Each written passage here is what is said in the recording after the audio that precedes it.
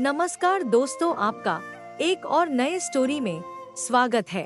बहुत देर तक हम सब खामोश बैठे रहे। फिर सीमा ने चुप्पी तोड़ी और बोली, अनीता, चलो देर हो रही है, घर चलते हैं। मैं राजेश के मम्मी और पापा को नमस्ते करके उठी और बाहर आ गई। बाहर आकर मैंने दरवाजे से फिर पलट कर देखा तो राजेश बहुत गहरी नींद में सोया हुआ मालूम पड़ा। घर आकर हम दोनों ने बहुत देर तक गप्पे मारी। मैं उसके और वो मेरे कॉलेज के किस्से पूछती रही। हम दोनों दिन भर हंसते रहे और बातें करते रहे।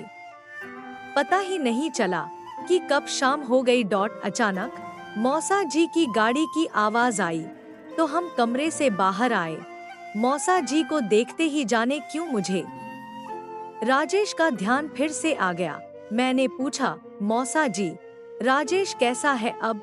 मौसा जी ने कहा, पता नहीं बेटा, मैं लौटते वक्त वहाँ से नहीं होकर आया और फिर अब तो उसके मम्मी पापा आ गए हैं।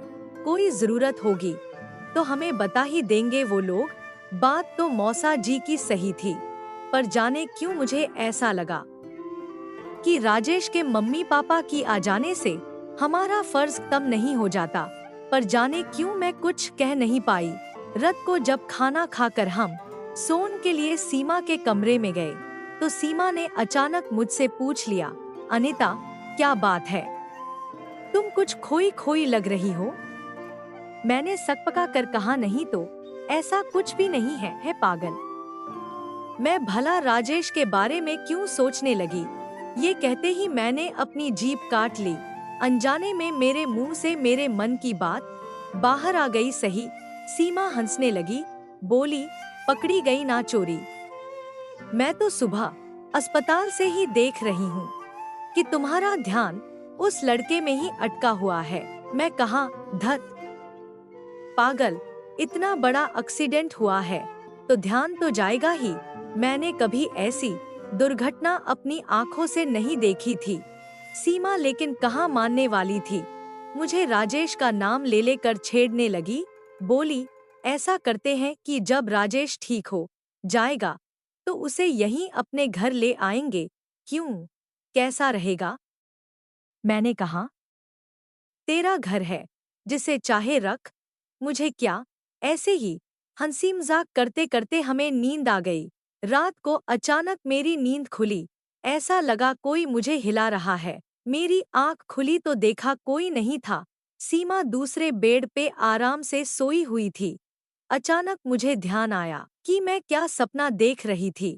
सपने में मैंने देखा कि राजेश हमारे घर के बाहर खड़ा है। उसके शरीर पर कोई चोट या पट्टी नहीं है और वो एक गहरे नीले रंग की टी शर्ट और जीन्स पहने हुए खड़ा है।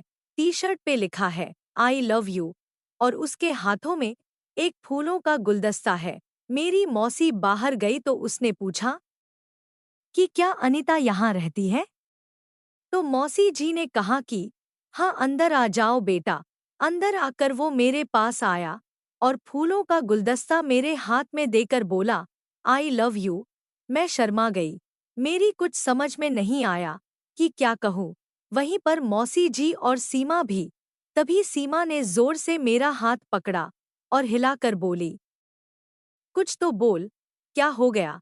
उसे हाथ के झटके से मेरी नींद खुल गई। पहले तो मेरे होठों पे मुस्कान आई और फिर सीमा पर बहुत गुस्सा आया। इतनी जोर से हाथ हिलाने की क्या जरूरत थी भला? खैर, सपने की बात सपने तक ही ठीक है।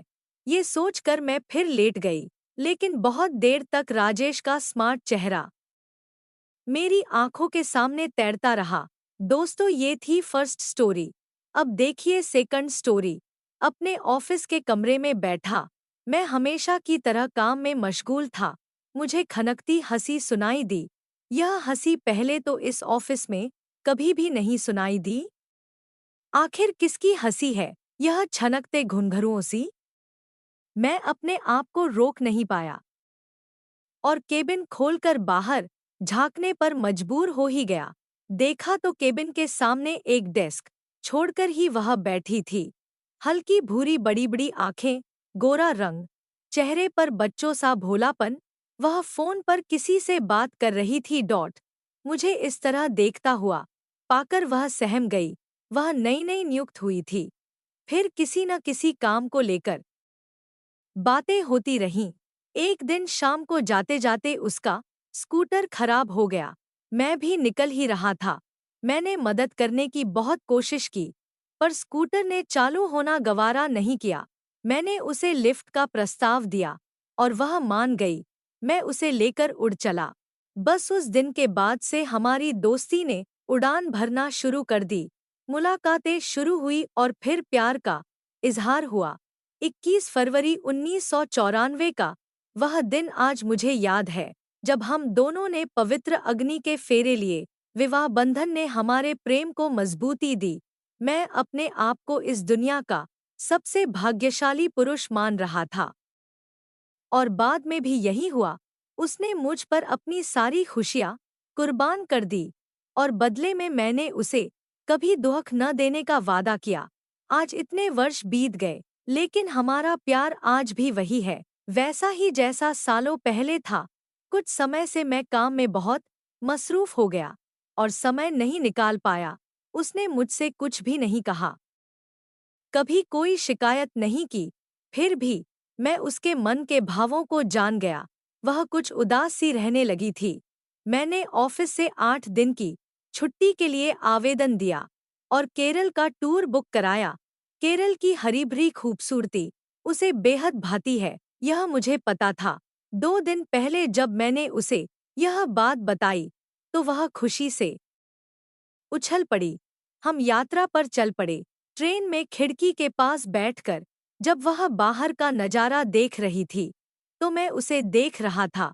मैंने देखा, उसकी बड़ी बड़ी भूरी आंखों में बच्चों सी चमक फिर से जिंदा हो उठी है। दोस्तों, अब देखिए थर्ड स्टोरी, इटली वाली प्यार। मेरी कहानी थोड़ी लंबी है, पर आपको जरा छोटी करके बताना चाहता हूँ। मेरी उम्र 25 साल है और मैं पंजाब के एक सिख परिवार से हूँ। मेरी परवरिश दिल्ली में हुई, क्योंकि मेरे पिता दिल्ली पुलिस में हैं। मेरी पढ़ाई खत्म भी नहीं हुई थी कि मैं इटली आ गया। मैं इटली के एक लेदर फैक्ट्री में जॉब करने लगा, जहाँ मैं किसी को नहीं जानता था।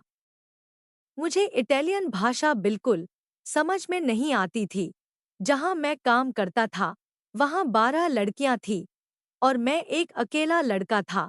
समझिए कि सभी का दुलारा, और प्यार से सभी मुझे रोमी बुलाते थे।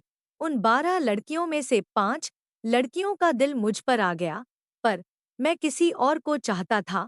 वह भी मेरे साथ ही काम करती थी। बाद में स्थिति कुछ ऐसी हो गई कि हम एक दूसरे के बगैर एक पल भी नहीं रह पाते थे। उसके माता पिता को मैं पसंद नहीं था, क्योंकि वे अपनी बेटी की शादी किसी परदेसी से नहीं करना चाहते थे। लेकिन हमारा प्यार सच्चा था और हमने इस प्रॉब्लम को एक होकर सुलझाया। उसके माता पिता मुझसे मिले और उन्हें मुझ पर विश्वास हो गया। जहाँ तक मेरे माता पिता की बात है, तो मेरी खुशी में ही उनकी खुशी है। मैंने परिवार वालों की मर्जी से शादी कर ली और अब मैं इटली में ही रह रहा हूँ। खुशी इस बात की है कि और अब मैं इटली में ही रह रहा हूँ। खुशी इस बात की है कि अब हम जल्द ही 2 से 3 होने वाले हैं। मुझे अफसोस उन लड़कियों का है जिनका दिल मेरी वजह से टूट गया।